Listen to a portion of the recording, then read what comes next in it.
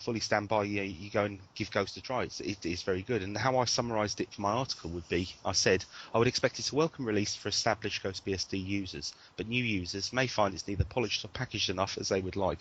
And I mean, I stand by that. Having said that, if people do want to try it, and it's very, very good.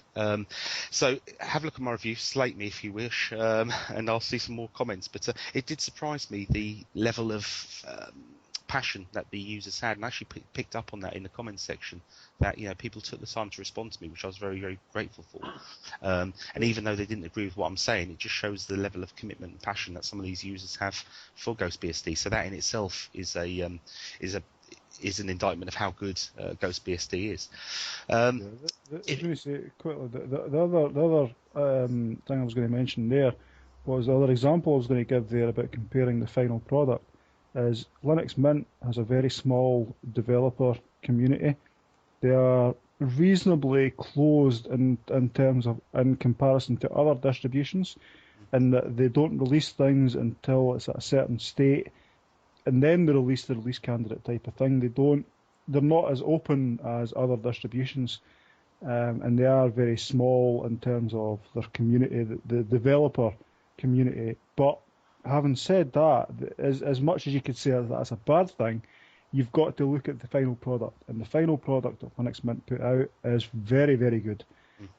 So you've really got to judge it by the end product, and the end product, Mint is arguably, I mean, okay, I'm biased. Disclaimer: I am part of the Mint community and I use Mint myself. But Mint is very, very good. You could say, despite all that, you judge it by its final product. So yeah. I used it for several days. In the month of March, I think I used it about 3-4 times or 4 days. It's a really good. It's obviously, in my opinion, it's better than Ubuntu, but I usually use Kubuntu, so I'm not exactly sure what Ubuntu is up to. So one of the things I noticed is the fact that you can multitask when you install the operating system or when you run live CD. Things that I kind of almost attributed to Mint. I didn't realize that they actually came from Ubuntu. There's a few things like that. I mean, people have said the installer is really good, but that's Ubuntu's installer.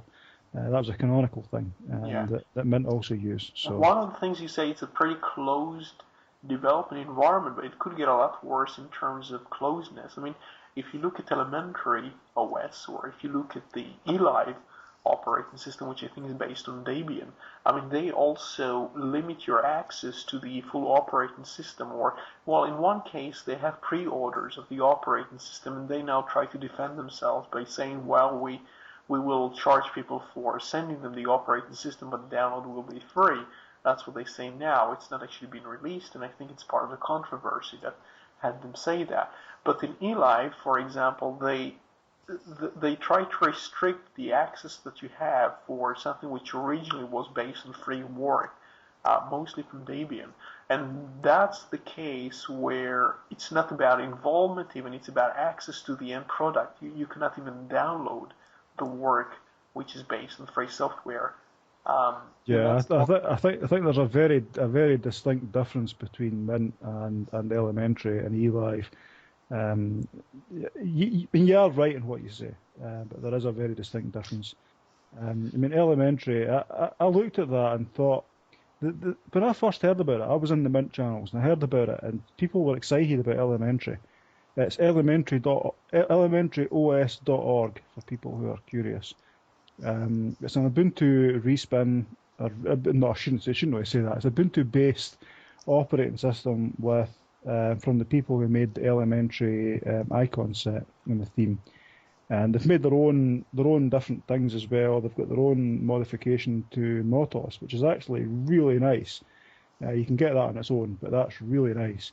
And then they've got their own email client and their own address manager and whatever. And when I got pointed to this thing, it was only 6 days to go. Only 6 days to what? Oh, it's Elementary. What's that? What's this Elementary? And I got a link, and I went to the link, and it was just a really slick JavaScript clock counting down to the time. I was like, what is this thing? It's just a clock. The site is just a clock. What is this thing? It just smacks of Apple. and it smacks of Yeah, I being. was going to say something about the theme. I mean, the whole thing is based around an appearance, and I think it's supposed to appeal to people who are looking for something that's kind of cheap Apple. That's at least the stereotype they have for this. You could call it a distro. They try to call it like an OS, like it's elementary OS, and it's very unique. But it is in some sense. I was pretty surprised in the latest version of Linux Mint. The theme that's used by default on the GNOME side, at least, it's very much like it's trying to replicate the brushed metal that Apple's. It's called Mint X Metal, I think. It is a brushed metal thing, and it's a blend of elementary and Fienza, which I've got to give a plug out. Fienza themes are beautiful. The Yeah. Fienza icon themes are absolutely beautiful, both in GNOME and KDE. I've fully converted. Everything I've got is now some form of Fienza. So yeah. Well, talking about plugs, I believe Gordon's got one for an audio cast that he wants to mention for the show. I do, yes. For people who use Identica, which is, I would assume, most free software people use Identica. There's 3 people on Identica that I follow, and a lot of people follow. At David Marsden, at Reality, and at Andy C. They got together and did a podcast about Identica and about the stuff that goes on in Identica and the flame wars and the conversations and stuff like that came up. And it's called Not a Podcast. It's called Not a Podcast, as they were struggling for a name. And it's the address will be in the show notes. It's notapodcast.tumblr.com at this point. It might change, I don't know. But they've got episode 1 that's out. I listened to that last night. It was really good. It's nice to put voices to people that I've been talking to, Denton to, back and forth. So that's well worth it. And just as a disclaimer, I've actually volunteered to go on a guest. And I've had David get back to me and saying we'll put you on the list for people that want to get involved. So, but yeah, that's cool. It's just about stuff that's happening on Identica, basically. Well, what we'll do, gentlemen, my wife has now given me the look that tells me it's time to shut the show down. She wants to go to sleep, and I presume she wants me off the computer to do either to do some jobs for her or go to bed myself, so I'm up fresh for the morning. So I apologise if we have any other topics to cover, but I'm sure we can find a few minutes to make another audio cast very shortly and upload now that Roy's got better speeds for uploading. It's hopefully we can get them out a lot quicker. So if you're both happy, actually, I've got a little bit of a confession to make. Yes. Since it's in the interest of full disclosure, this has been eating at me for quite a while now, and I figured I might as well. I'm actually employed by Microsoft. I've been on this show as a bit of a Trojan to try and mislead people. And so some of my views have been a little bit pro Microsoft. And I think it's about time. I think it's about time I came clean about that. Microsoft UK. They pay well. I mean, what can you say? They pay well. They've got a whole patent thing going on that brings them a lot of money. They pay well, and the thing about working from home is that you can get that whole clean IP address thing when you're making comments on things. Me and Florian, we go back years. Honestly, we go back years. And what can I say? Hang on, what? That is April the 1st, isn't it? no, it's the 3rd. It's Mother's Day today.